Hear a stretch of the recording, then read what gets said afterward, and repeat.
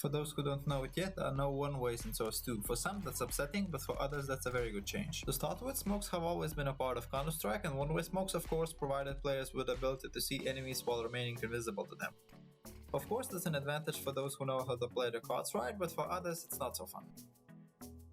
Some argue that one-way smokes made the game worse because if we think about it, why would someone else have the ability to see what we do not and vice versa? It doesn't make much sense, right? On the other hand, one-ways became a strategy used by professionals and amateurs alike, so that part of the community will certainly miss them. From one-way smokes to molotovs, they're all a part of the game's ecosystem, and while for some they may ruin the experience, others make use of them to the fullest. Molotovs raise a smoke that can be used for hiding and observing the map for a little while, and like that they can be used as one-ways, and those who know appropriate spots on the maps can create one-way molotovs as well.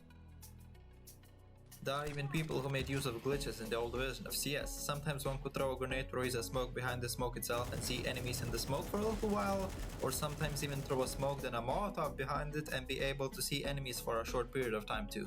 Some even went so far as to say that this is bug abuse, but with similar tactics used even by professionals, it's interesting to see where 3D smokes in the game will take us.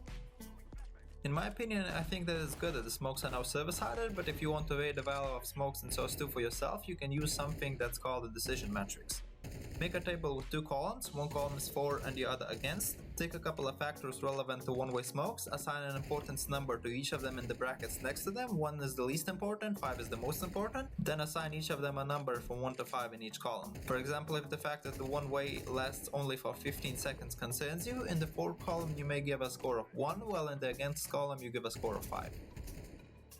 Multiply the values you gave by the factor values and you'll have two scores, one for one-way smokes and the other against. The one factor with the highest score is the winner.